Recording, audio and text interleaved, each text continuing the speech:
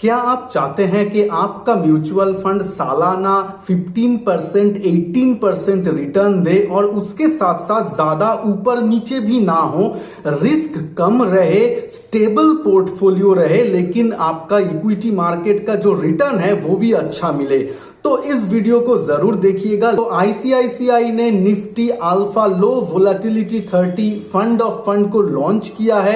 जानेंगे डिटेल्स में ये वोलेटिलिटी इंडेक्स के बारे में, उसका पोर्टफोलियो में जो हिडन फैक्ट्स है उसके बारे में डिस्कस करेंगे। देखेंगे सालाना कितना रिटर्न ये इंडेक्स देके आया है प्रीवियसली, उसके साथ साथ फ्यूचर पोटेंशियल है कि नहीं इस फंड को अच्छा परफॉर्म करने का, और इसके साथ साथ आप लोगों को निवेश करना चाहिए कि नहीं, और अगर निवेश करेंगे तो आपके उम्र के अनुसार, रिस्क टेकिंग कैपेबिलिटी के अनुसार पोर्टफोलियो का कितना प्रतिशत आपको एलोकेशन करना है इस फंड में, इसके बारे में भी जानेंगे। नमस्कार दोस्तों, मैं हूं संजय और आप देख रहे हैं आपका चैनल संजय टॉक्स।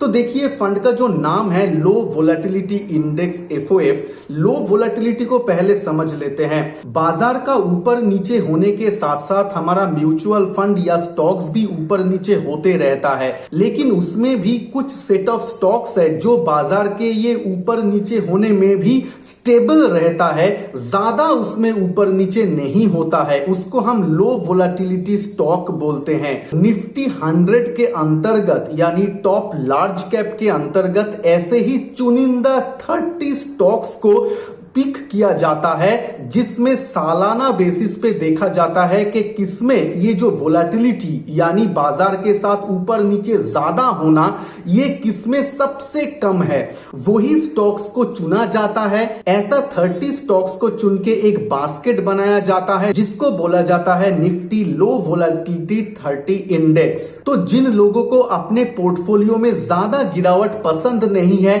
हमेशा ऊपर नीचे ज्यादा वो सहन नहीं कर सकते हैं, उन लोगों के लिए ये फंड बहुत ही अच्छा बैठता है। पोर्टफोलियो जरा देख लेते हैं। इसके साथ साथ अगर आप टोटल एलोकेशन देखेंगे सेक्टर वाइज, टॉप 3 में कंज्यूमर गुड्स, आईटी और फार्मा आता है। इस इंडेक्स में Nestle, Britannia, Hindustan Unilever, TCS, Infosys, mind tree, ऐसा जो दिग्गज और स्टेबल कंपनी है, ये सब कंपनी मौजूद है। देखिए, जितना भी रिसेशन आ जाए, बाजार डूब जाए, लेकिन आप लोग बिस्किट खाना नहीं छोड़ेंगे, ब्रिटानिया को नहीं छोड़ेंगे, आप ब्रश करना नहीं छोड़ेंगे, यानी कोलगेट का प्रोडक्ट यूज करेंगे।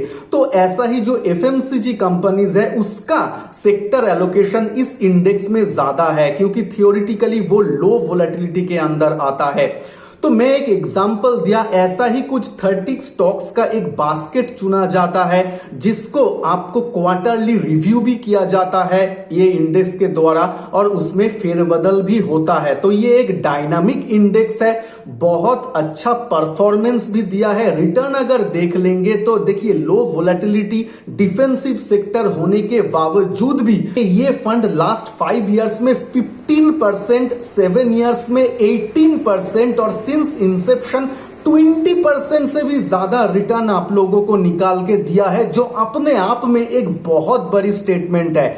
देखिए, डिफेंसिव सेक्टर आता है तो इसमें एक्सपेक्टेड है कि आपका गिरने के टाइम भी कम गिरेगा और रिटर्न भी आपको थोड़ा ही मिलेगा, मतलब ज्यादा कुछ नहीं मिलेगा। लेकिन इसमें देखा गया है गिरने के टाइम ये तो कम गिर ही रहा है, जिसके बारे में मैं बाद में और डिटेल्स बात करूंगा।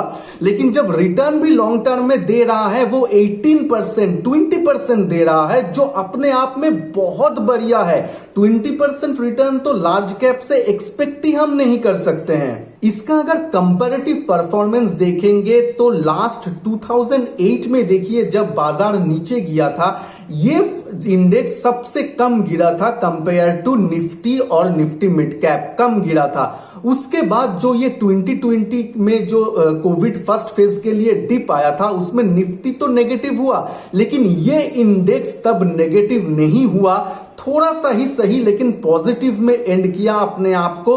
तो ये दर्शाता है कि ये मार्केट का जो वोलेटिलिटी है, जो ऊपर नीचे होते रहना है, इसको बहुत हद तक संभाल लेता है।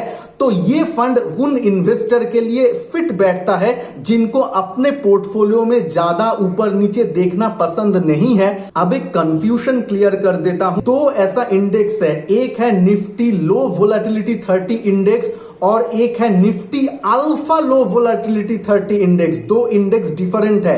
ये अल्फा लो वोलेटिलिटी 30 इंडेक्स जो अभी एफओएफ आ रहा है, अल्फा के मतलब है ये और थोड़ा सा ज्यादा रिटर्न आप लोगों को देता है ये इंडेक्स। ये फंड ऑफ फंड आपको 1 सितंबर से अवेलेबल होगा। 1 से 15 सितंबर तक इसका अवेलेबिलिटी होगा। आप लोग इसमें परचेज कर सकते हैं। पोर्टफोलियो और रिटर्न देखने के बाद दो इंपॉर्टेंट क्वेश्चन आ जाता है कि हमें उसमें निवेश करना चाहिए या नहीं, और दूसरा हमारा ओवरऑल पोर्टफोलियो का कितना परसेंट या फिर कितना रुपए हमको इसमें कमिट करना चाहिए, इन्वेस्ट करना चाहिए। देखिए, फर्स्ट जो क्वेश्चन है उसका आंसर दे देते हैं।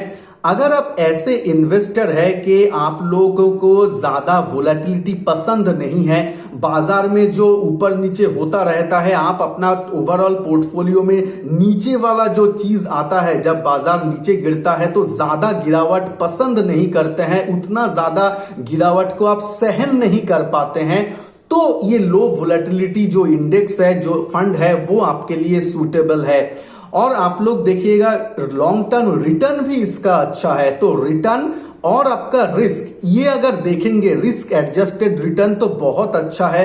तो आप लोग जो लोग थोड़ा सा कंजर्वेटिव है या फिर अगर आप रिस्की इन्वेस्टर है तो भी अपना पोर्टफोलियो का थोड़ा सा हिस्सा जिसको आप एकदम ऊपर नीचे नहीं होने देना चाहते हैं, वो परसेंटेज ऑफ मनी को आप इस फंड में कमिट कर सकते हैं।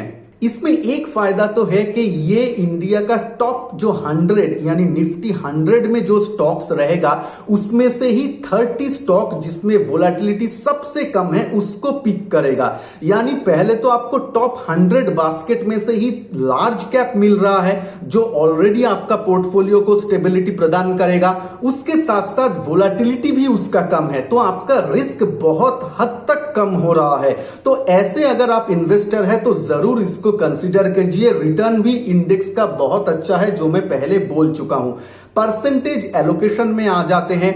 देखिए, अगर आप 40s 50s और 60s में हैं अपना, तो मैं बोलूंगा अपना पोर्टफोलियो का अच्छा खासा हिस्सा आप इस फंड में रख सकते हैं।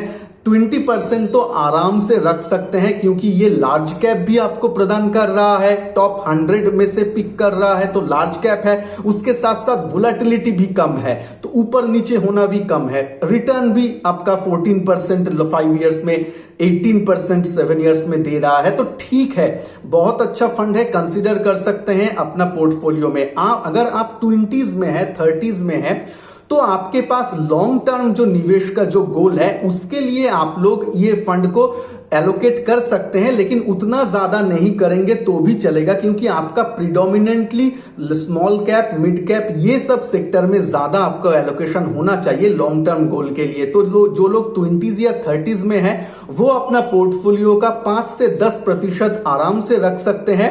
ये मैं नॉर्मल इन्वेस्टर के लिए बोल रहा हूं, लेकिन अगर आप जो मैं बोला अपना पोर्टफोलियो में ज्यादा ऊपर नीचे देखना नहीं चाहते हैं, एक स्टेबल चीज चाहते हैं, तो इस फंड को आराम से कंसीडर कर सकते हैं। देखिए, एनएफओ में निवेश करना रिस्की होता है, लेकिन जब एनएफओ एक अंडरलाइंग इंडेक्स में निवेश करते हैं और वो इंडेक्स का हिस्ट्री ऑलरेडी हमारे पास मौजूद है, तो हम लोग एक धारणा तो ले ही सकते हैं कि पास्ट उसका कैसा रहा। और उसके साथ साथ आईसीआईसीआई एएमसी है जो एक जाना पहचाना एएमसी है, तो फंड हाउस के बारे में भी कोई शिकायत नहीं है, वो भी भरोसा देता है। तो ओवरऑल एक अच्छा प्रोडक्ट है, आप लोग जरूर कंसीडर कर सकते हैं। चैनल में अगर नए हैं तो नीचे जो रेड कलर का सब्सक्राइब बटन है उसको क्लिक करके पास में बेल नोटिफिकेशन को भी ऑन कर दीजिए ताकि मैं जब भी न्यू वीडियो अपलोड करूं वो आप लोगों के पास पहुंच जाए। वीडियो को अगर अच्छा लगा तो लाइक शेयर जरूर कीजिएगा। मिलते हैं नेक्स्ट वीडियो में, तब तक के लिए जय हिंद, वंदे मातरम।